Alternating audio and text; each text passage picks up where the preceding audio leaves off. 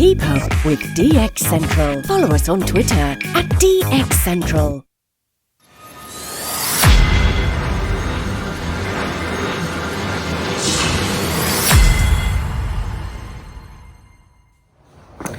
Now here at DX Central, you guys know that I'm a pretty big fan of KAZ antennas. They're terminated delta loop antennas. You have a terminating resistor on one side where you null signals. You have an amplifier on the other side where you have your signals coming in. Now we have two here at the antenna farm at DX Central. We have two 22 by 70s, and they're doing a fantastic job. But there's a little bit of a sliver in Central and South America where I just am missing a great look into, and that's a really important area for me. So I'm actually putting up a third antenna. And now this is a third KAZ antenna. It's a little smaller footprint, and it's going to be in the front yard instead of the back. And the reason for that is we've run out of room in the backyard with our ham radio antennas and our other KAZes and everything else. So we're going to put one up here in the front yard. And today on DX 101, we're going to do a recap, a reminder, refresher of how to put these KAZes together. And we're also going to show you a little bit of our thought process behind antenna design layout of where we want to put our antennas in our space that we have available. So stay tuned.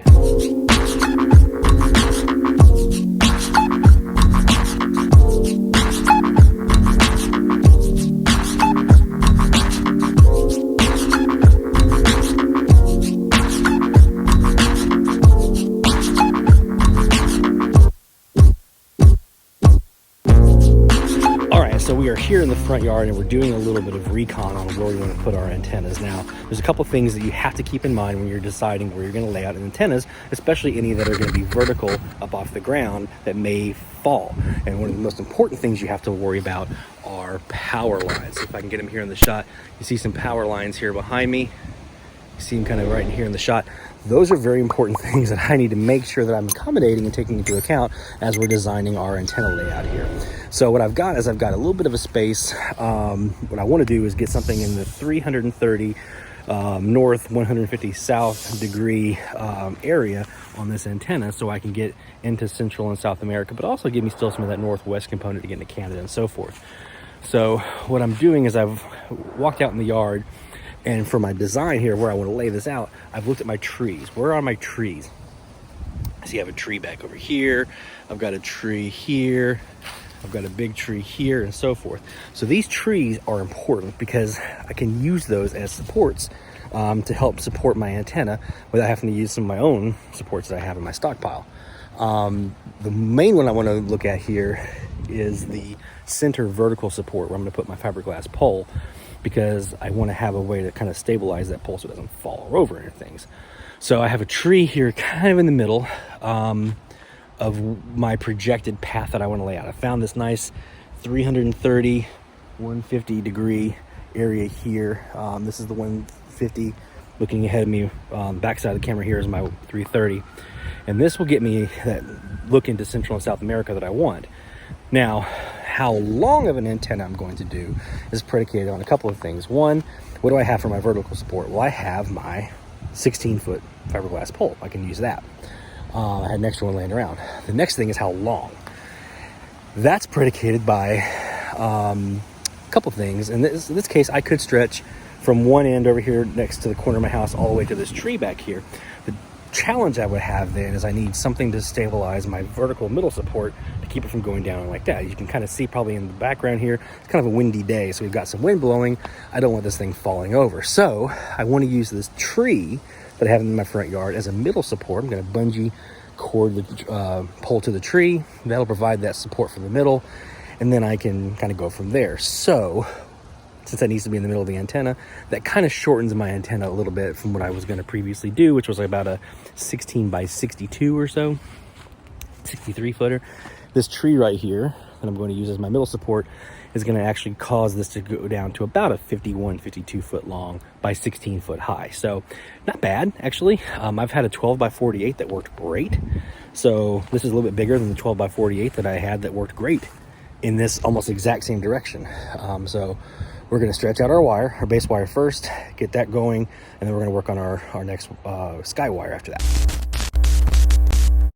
All right, so the first thing that you want to do is you want to lay out and get your direction. So I use the compass to figure out that this look right up into here between these two trees is right at 330, and this direction here is right at 150. So I'm gonna take my 14 gauge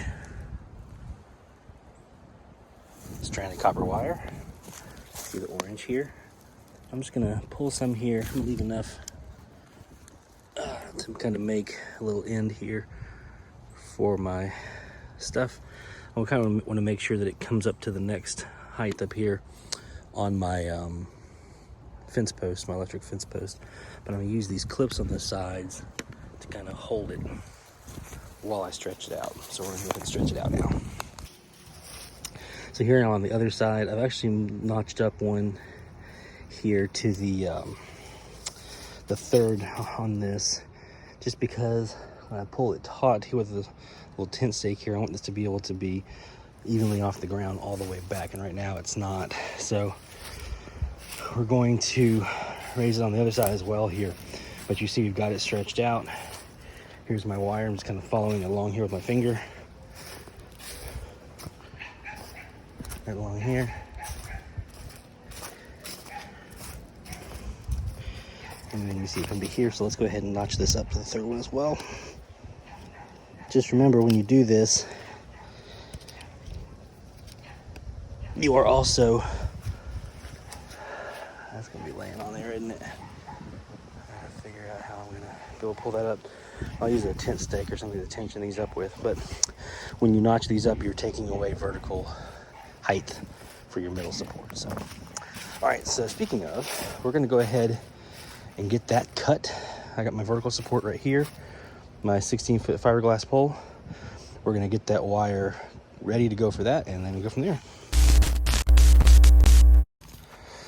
All right, so we actually lost a little bit of daylight from our last sessions that we were doing here. So what I'm doing now is I'm gonna show you some of the elements of what we've done, and I'm gonna take it into the workshop and show you kind of the rest. So here is one of the ends. This is the southern end that I have right now. This is where I have my Wellbrook AFLG 100LN preamplifier, or I guess amplifier. Here's our feed line coming in. We have a regular RG8X feed line coming in. This is about 125 feet worth with a PL259, going to a adapter to go from SO239 to B and C, because this has a B and C connection on there. And then we have our banana plugs that I put onto my wires, which I'll show that process here in a bit. And then you have those wires coming in. We have a clamp right here, which I'll show you this clamp here in a second in the workshop. That clamp clamps right here on this side of our little black clip on the electric fence post. And from there, then you have the wires that come out, one going up, one going along the bottom. Okay. The one going up goes up to our apex up here at the top, which you can't really see very well. The one along the bottom, I actually took a black zip tie right here. There is a little metal clip. Let's see if I can get around to showing here. You see there's a little metal clip here on this side of the fence, not electric fence post, the fiberglass kite pole here, rather. So I put a little black zip tie right here on it to kind of hold up my cable, and that's kind of keeping it nice and about a foot or so off the ground. Because right here in this middle part, it can kind of do a little bit of a drooping, kind of hang down a bit. So I did that just kind of keep it off the ground. So that's one little tip for you. If you don't have a little clip like that on your pole that you're using, you can use some electrical tape to tape on a zip tie and kind of go from there. Here's the other side. This is what's right now our termination side. Again, with a KAZ antenna, I can swap these, so I can move my amplifier over here on this side and put this termination resistor on the other side. But you have the same basic thing, right? You have, this is the termination resistor that I built. There's a knob that goes onto a potentiometer, which goes from low to high. And we have that going to our banana plugs that we have here, or binding post rather, which we have our banana plugs plugged into. And same thing, we have a clipping it on the back side of our electric fence post right here. This kind of holds it in. Now, a couple of things that you'll want to know. Obviously, you see kind of our fence post is kind of pulling in a bit. So how do we keep that from pulling out? We have a tent stake, which you can kind of see down here in the ground, little orange thing. I have some rope tied to that tent stake. I have the same thing on the other side. I'll show you that as well.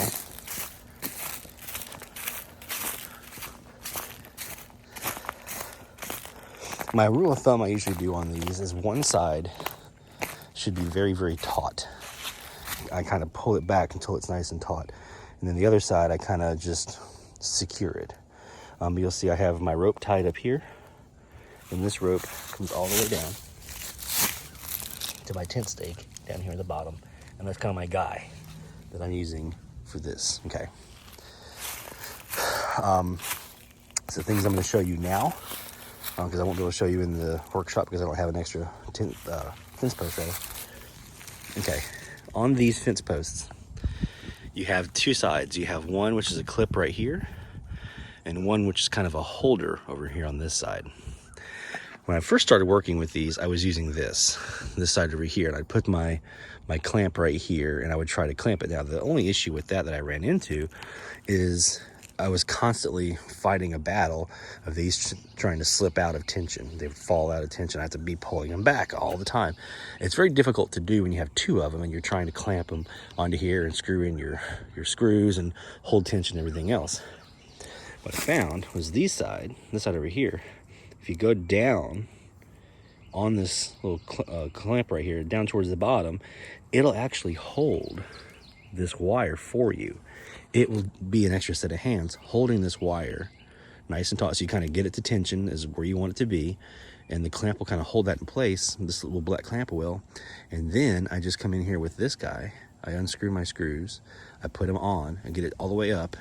And then I just tighten it down. And then I'm at tension. So that's a little tip for you. If you're using these electric fence posts like this for one end of your KAZ antenna, don't use this side. I used to. I thought that was the way to go. It's not. It's this side. This side will actually, if you push it down far enough and you kind of pull it taut, it will hold that tension for you while you put your clamp on, tighten everything down, you're good to go. So just a little tip for you, something that I have found in my own usage that worked out very, very nicely. Some things you can do here as well. I made my wire long enough to be able to bring it up to this next clip up here to provide some tension relief. Now, another thing you can do if you don't want to do that, you don't want to provide tension relief on the wire like that, you can do it on the cable itself, your feed line. So I put my feed line up here like this. So either way, it just provides a little bit of tension relief so you're not kind of putting any kind of stress on those connections like that. You can do either way. You can route your wire through here or your feed line through one of these clips that'll hold it like that. All right, so let's take a look in the workshop now. I'm going to show you a couple of things on these banana plugs and also on those clamps, so we can take a look at those. But this is the 16-footer here. You see it goes all the way up and then comes back all the way back down. And we're holding this pole to the tree with a bungee cord. That's it. Just a bungee cord. That's the only thing we're using here is just a nice little bungee cord to tie it to the tree to provide some vertical support. All right, so I'm here in the workshop and I'm going to show you a couple of things here that I think will be helpful for you if you're doing your own KAZ antenna. A little closer look that we didn't do in our last video. So the first thing is how you prep the wire. So if you're not used to prepping wires for antennas or whatever, this will be a nice little introduction for you. Otherwise, it'll be a bit of a review, but I'll give you some tips as well here along the way. So the two things we're going to look at now, one is installing our banana plugs. This is one example of a banana plug that you can find. This is what I use. They're really, really nice quality. And they're color coded, obviously, usually red and black. I use the red for the sky wire, black for the one that goes along the base. The other thing we're gonna look at here is my wire clamp. These are the ones I get from Home Depot. This one's a little corroded because it was sitting out at the beach when we went to the Outer Banks. But it still gets the job done and will help us demonstrate here for you. So it's still in good shape. All right, so the first thing you wanna make sure that you do is that you're gonna cut these wires so that you can put your connectors on. So got a bit of wire here. So you'll need some wire cutters so you can cut your wire. So let's just say, pretend here, this is gonna be, I'll pretend that this would be extra. Just cut my wire, let's cut the extra off.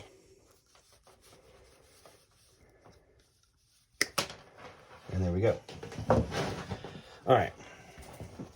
So now these are gonna be my little demonstration wires that I use to kind of show you what's going on here.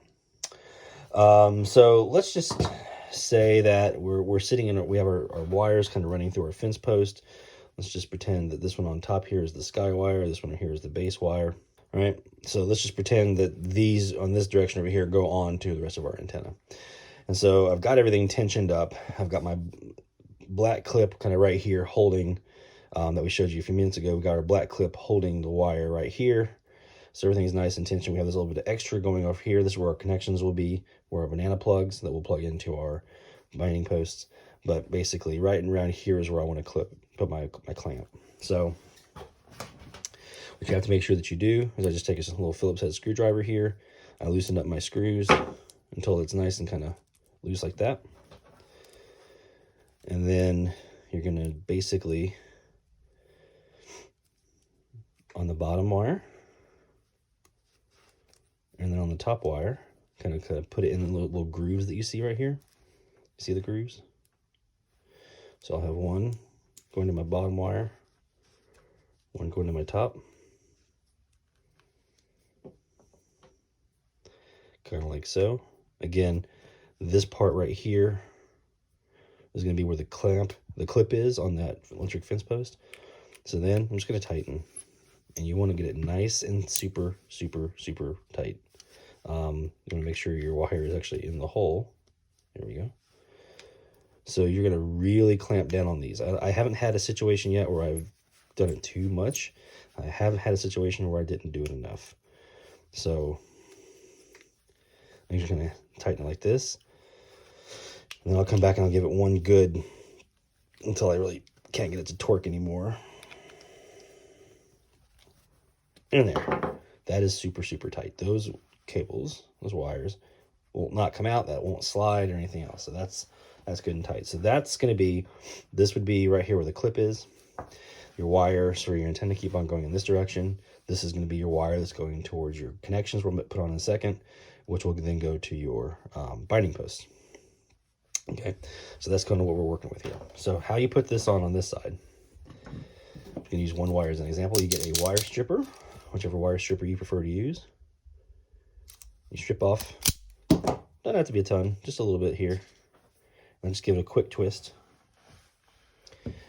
Now these binding posts, if you get this particular type, what it basically does is I will unscrew it using this little grippy part right here. Take it out, set this part down where the post is, down for a second. And I come in where my wire is, and I feed it through. Okay, and then I kind of get it to about where it's like that much. I'm not sure how well you can see this on the camera here. About that much. And then I just try to kind of spread these threadings or the strands over it like this. You don't want to be too much, because if you do too much, it won't come down. But then I just kind of pop it on there, screw it on, and now you get a nice tight connection, right? You don't want to have too much. You want to have it kind of the wire that's sticking out above the hole there, just be a little bit, so you can kind of just get a good grip around that edge. If you do too much, when you try to put this post on and screw it down, it won't screw on. It won't be able to get in the threadings because the wire will be in the way. So I just have a nice little bit sticking up above the hole, push that down, get a nice good screw in, and then boom, you're connected. And then that's what you plug in. So this is basically the business end of the antenna. So you have your entire antenna going out, stretching out to the top, which I'll show you something about that here in a second. You have your base wire going along the base like we just looked at a few moments ago with a zip tie holding it off the ground. And then over here, we have our binding posts, or our banana plugs rather, ready to connect to our binding post. So let's just say this is my terminating resistor. Plug that in. I'd have another black one over here that I'd plug that in, and boom. now I'm connected, right? So that's all it really takes. So yeah, the only tools you're going to need is a pair of wire cutters, wire strippers, and a little screwdriver for your clamps. That's the majority of what you're going to need. I've been incorporating more zip ties into my operation and my design of my build here lately. I found that they're very, very handy. I hadn't been doing that before, but I purchased a DX Commander quarter wave vertical antenna for amateur radio use, and I was able to incorporate some zip ties into that construction, and I found it really helped. So I'm starting to use those more. Let me show you a great example of where I would use that here in this construction.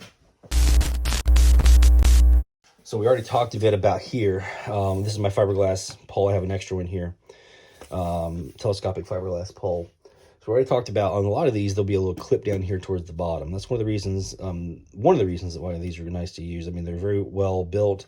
They're easy to work with. They're lightweight as hell, very, very super lightweight. They're made to be in windy conditions and bend and kind of, that kind of thing.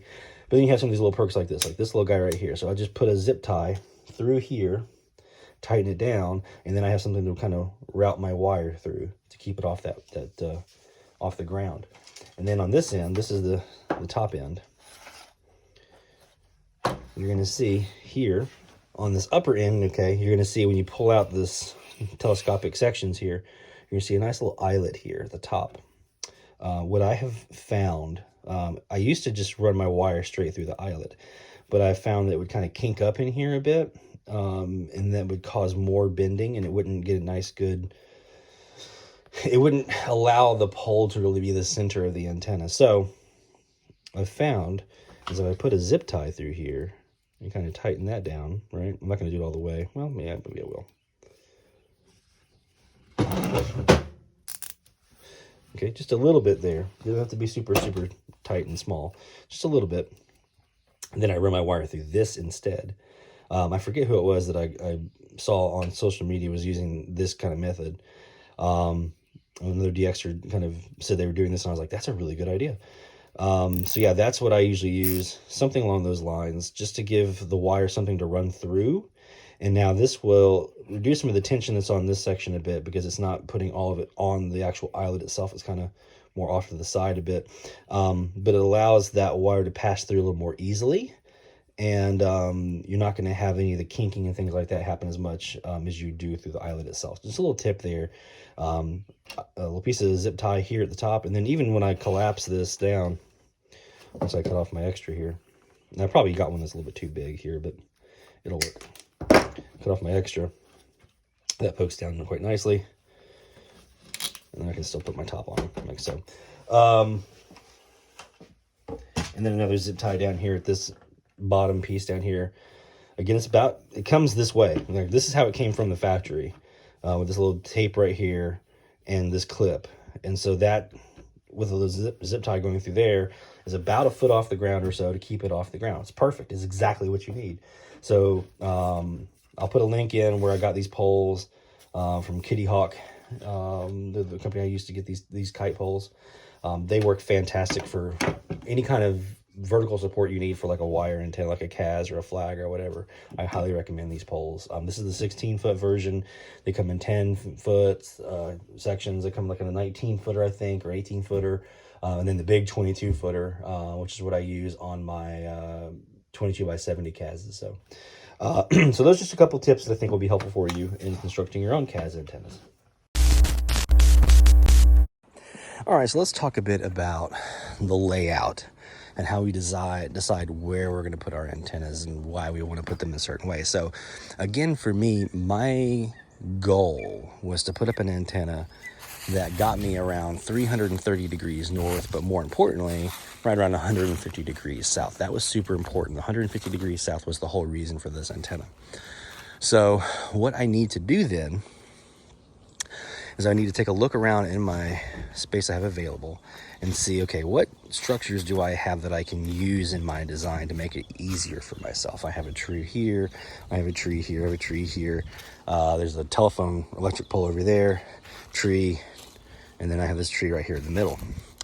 So you can either use trees as like an endpoint to replace the electric fence posts, or you can use a tree like I have here as a center point. So one of the things that I do then is I break out my compass and I start doing some looks to see, okay, let me look at some of the different trees I have in the yard here and see where my orientation here is, and I'm looking for my directionality and how that lines up with the tree. So then I just start kind of looking around and kind of looking at all the different trees and how they're oriented and which direction is everything we need to go. So by doing that, that's when I found that this particular direction, looking off towards here,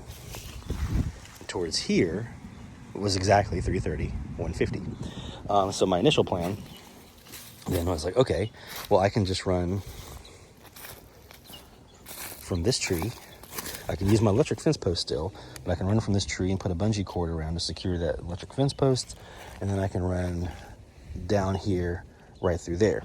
So the next quandary that you kind of have to tackle is, okay, how am I going to support my center vertical peak?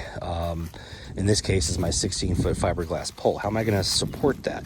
Because you're going to have some downward force from the antenna wire kind of pushing it down, but that's not going to prevent it from teetering over or kind of doing this or whatever, especially during high winds, which we've been getting a lot lately. So you need to have something. You can use, I've seen those umbrella stands, like you screw into the ground for like a beach umbrella. I've used that before, and those work really, really well. You can use like a piece of rebar or some kind of something driven into the ground, and then pop the cap off the bottom of the pole and then just kind of slide that over top of that. If you do that, you want to put something between the metal bar and your fiberglass pole, because otherwise you can actually cause a tension point where you break the fiberglass pole. So like a piece of PVC or something over top of that will work. In this case, I didn't have that. I do on my other antenna, but I didn't on this particular install. So I just used the bungee cord on the tree itself. That worked out quite nicely. The other thing that you'll need to know about that vertical support here is it needs to be in the middle of the antenna as much as possible, as close as you can possibly get to the middle. So that actually impacted this antenna design, because here's my middle point. I know I needed to go over here, and I have my houses over here, so I couldn't go too far. I wanted to originally go all the way to this tree over here, which would have been about 63 feet or so, but I couldn't. And the reason I couldn't is because if I did that, then my middle point would be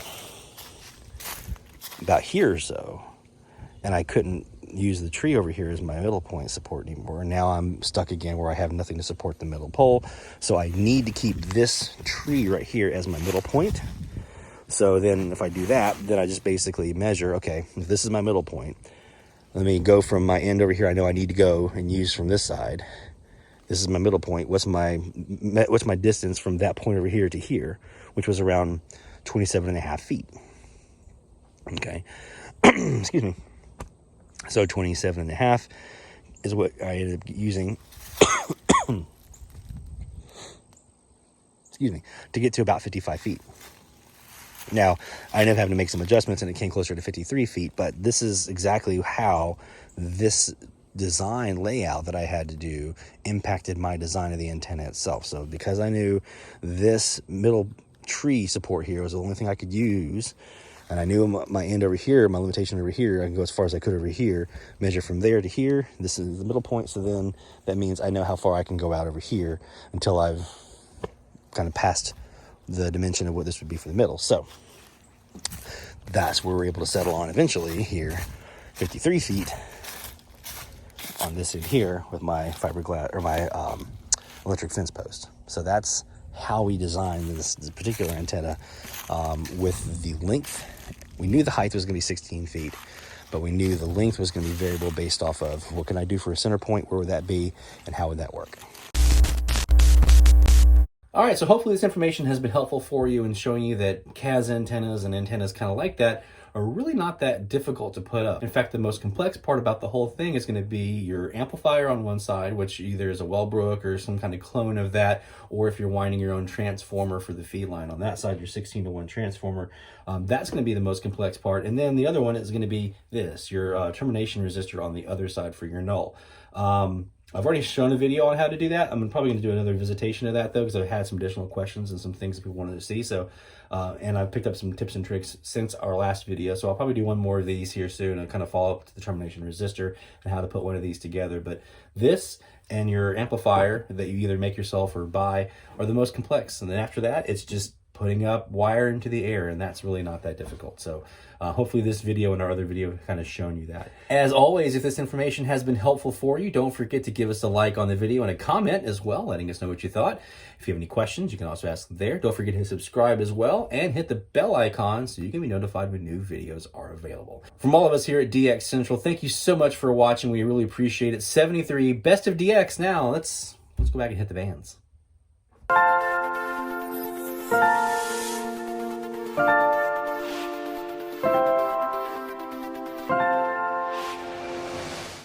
Through crashes of static in quiet hours, we listen. In languages we can scarcely understand, and of places we have only visited in our dreams, we listen. Incessantly, we perfect our array of aerials, receivers, and resources. We refine our skills and our techniques so that we might listen. We are DX Central, and we're all about radio. Visit us at dxcentralonline.com or check us out on YouTube. Search DX Central.